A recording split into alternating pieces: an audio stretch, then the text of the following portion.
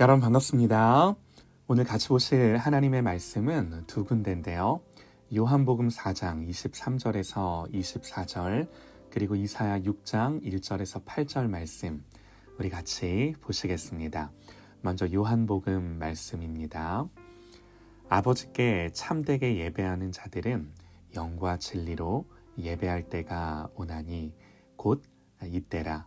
아버지께서는 자기에게 이렇게 예배하는 자들을 찾으시느니라. 하나님은 영이시니 예배하는 자가 영과 진리로 예배할지니라. 아멘. 한 군데 더 읽겠습니다. 이사야 6장 1절에서 8절입니다. 우시야 왕이 죽던 해에 내가 본즉 주께서 높이 들린 보좌에 앉으셨는데 그의 옷자락은 성전에 가득하였고 스랍들이 모시고 섰는데 각기 6 날개가 있어 그 둘로는 자기 얼굴을 가리었고 그 둘로는 자기의 발을 가리었고 그 둘로는 날며 서로 불러 이르되 거룩하다 거룩하다 거룩하다 만군의 여호와여 그의 영광이 온 땅에 충만하도다 하더라. 이같이 화답하는 자의 소리로 말미암아 문지방의 터가 요동하며 성전에 연기가 충만한지라. 그때에 내가 말하되 화로다 나여 망하게 되었도다. 나는 입술이 부정한 사람이요 나는 입술이 부정한 백성 중에 거주하면서 만군의 여호와이신 왕을 배웠음이로다 하였더라. 그때 그 스랍 중에 하나가 부젓가락으로 제단에서 집은 바 핀 숯을 손에 가지고 내게 날아와서 그것을 내 입술에 대며 이르되 보라 이것이 내 입에 닿았으니 내 악이 제하여졌고 내 죄가 사하여졌느니라. 내가 또 주의 목소리를 들으니 주께서 이르시되 내가 누구를 보내며 누가 우리를 위하여 갈꼬 하시니 그때에 내가 이르되 내가 여기 있나이다 나를 보내소서 하였더니. 아멘. 복음이 선포되는 예배라는 제목으로 하나님의 말씀 듣겠습니다. 먼저 오늘 요한복음의 말씀을 보면요. 주님은 예배의 원리를 2가지로 말씀을 하시는데요.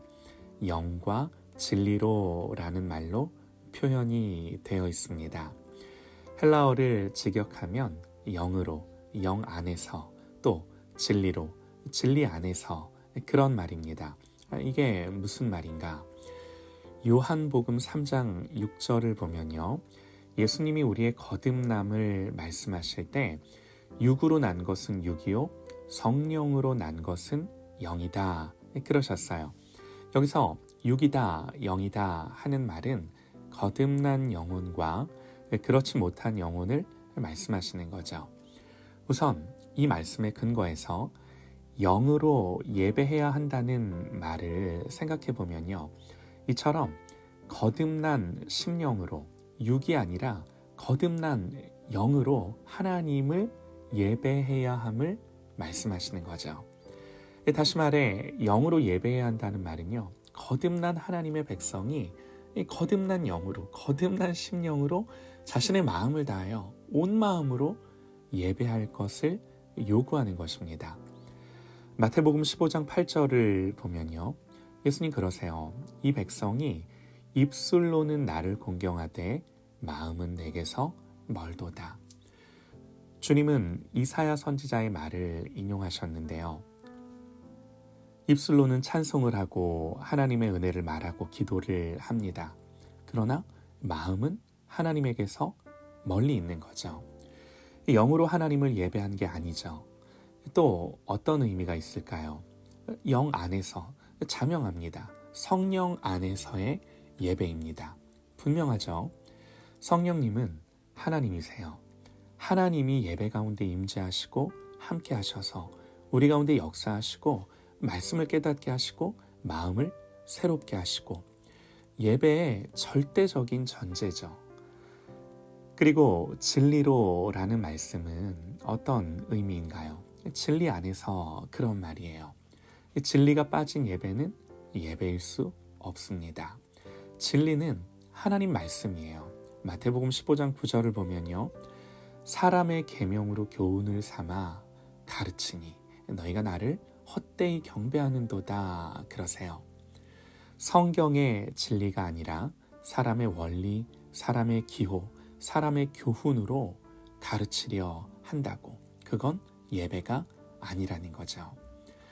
예배는요, 처음부터 끝까지 성경이 말씀하는 바를 따라 드려져야 하고 진리 안에서 드려져야 하는 거죠. 또한 무엇보다 말씀이 선포되어야 하고요. 그 말씀 앞에 진리 안에 반응하는 예배여야 하는 거죠. 자, 이런 전제를 가지고요. 우리가 주일마다 드리는 예배, 그 예배의 요소들을 한번 생각해 보기 원하는데요. 우리는 예배의 부름이라는 형식으로 예배를 시작합니다. 교회마다 공동체마다 조금씩 다를 수는 있습니다. 그러나 예배의 시작은 우리의 나아감이 아니라 언제나 하나님의 부르심인 거죠. 중요합니다. 예배는 하나님의 부르심으로 시작하는 거예요. 우리는 하나님이 불러주시고 맞아주실 때에만 우리는 하나님께 나아갈 수 있는 존재입니다. 우리는요, 예수님의 은혜가 아니면 절대로 거룩하신 하나님의 은혜 앞에 나아갈 수 없죠. 예배의 부름이라고 하는 것, 하나님이 우리를 부르신다라는 것, 그건 이걸 인식하는 거예요. 주님 말씀하세요. 수고하고 무거운 짐진 자들아 다 내게로 오라. 내가 너희를 쉬게 하리라. 예배의 근거가 되는 중요한 말씀이죠. 또 어떤 말씀이 있을까요? 오늘 본문이에요. 아버지께 참되게 예배하는 자들은 영과 진리로 예배할 때가 오나니 곧 이때라. 아버지께서는 자기에게 이렇게 예배하는 자들을 찾으시느니라. 이게 먼저인 거예요. 그래서 예배할 때 그냥 형식이 아니라 이런 순서들은 예배의 중요한 성경적인 근거와 전제인 거예요. 예배는 이 부르심 앞에 우리가 반응하는 거예요. 그러면 생각해 보세요. 이 예배의 부름에 이 예배의 부름 다음에 이어지는 예배의 순서가 뭔가요? 죄의 고백입니다. 우리가 하나님의 위대하심과 영광을 알게 되었을 때 우리에게 나타나는 가장 자연스러운 반응은요, 우리의 죄인됨과 무가치함을 깨닫는 거죠. 하나님의 부르심 앞에서 하나님의 성품과 하나님의 속성을 인식했다면 그 다음에는 그 앞에서 우리의 본성, 우리의 죄된 모습을 당연히 인정해야 하는 거죠. 그래서 많은 성경의 인물들은요, 하나님 만났을 때 하나님을 두려워하는 거예요. 오늘 이사야의 말씀에서도요, 화로다 나여 망하게 되었도다. 나는 입술이 부정한 사람이요 나는 입술이 부정한 백성 중에 거주하면서 만군의 여호와이신 왕을 배웠음이로다. 탄식하죠. 신약으로 넘어와서 베드로도요, 예수님 앞에서 나는 죄인이로소이다 나를 떠나소서 고백하죠. 이렇게 하나님의 부르심 앞에서는 당연히 이어져야 하는 우리의 모습이 죄의 회개입니다. 고백입니다.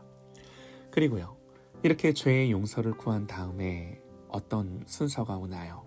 사죄의 은혜예요. 용서의 확증입니다. 오늘 말씀에서 이사야 선지자가 하나님을 본 다음에 자기의 죄를 깨닫고 자기의 죄를 고백하게 되었을 때 하나님 어떻게 하세요? 천사를 통해서 제단에서 숯을 취하여 이사야의 입술에 대주세요. 그리고 말씀하세요. 보라, 이게 네 입술에 닿았으니 이제 네 악이 제하여졌고 너의 죄가 사해졌다. 여러분, 제가 지금 말씀드리는 것들은요, 보통 주일 예배의 순서에 포함되어 있는 것들이에요. 대부분 다 이런 순서로 진행이 되는데 제가 무슨 말씀을 드리고 싶냐면 이게 그냥 형식으로 하는 게 아니다라는 겁니다. 자, 그러면 이렇게 사죄의 은혜가 베풀어진 다음에 또 어떤 순서가 나와야 될까요? 자연스러운 순서, 당연히 감사와 예배자의 마음에서 흘러나오는 찬송이 있는 거죠. 나 같은 죄인을 용납하시고 받아주신 하나님께 감사하지 않을 수가 없는 거죠. 그리고 이런 감사와 찬송이 드려진 다음에는 또 무엇이 이어져야 합니까? 기도입니다. 기도는 이런 거죠. 하나님께서 우리에게 이런 복을 주셨으니, 이런 은혜를 주셨으니 이제 저희가 정말 하나님 이 은혜 앞에, 이 은혜의 부르심 앞에 합당하게 살 수 있도록 도와달라고 은혜를 구하는 거죠. 그리고 이제 하나님의 말씀이 주어지는 거예요. 하나님의 은혜에 감사하고 또 하나님을 위해, 하나님을 향해 살기를 원하는 하나님 백성들에게 하나님 어떻게 그렇게 살아야 하는지를 말씀으로, 지침으로 하나님을 기쁘시게 하기 위한 하나님의 지식이, 지혜가 베풀어지는 거죠. 하나님의 뜻이, 하나님의 마음이 그 백성들에게 부어지는 거예요. 이 하나님 말씀이죠. 그리고요, 마지막으로 이 말씀이 마쳐진 다음에 파송과 축복으로 예배가 마쳐지는 거예요. 이렇게 매 주일 드려지는 예배는 사실 복음의 선포예요. 복음 안에서 우리에게 무슨 일이 일어났는지에 대한 눈에 보이는 선언이에요. 사랑하는 여러분, 그래서 우리가 매 주일 드리는 이런 예배의 순서들, 예배가 영과 진리 안에서 드려지는 것임을 알고 우리의 마음과 뜻과 정성을 다해 하나님 앞에 드리는 그런 저와 여러분 되시기를 간절히 소망합니다.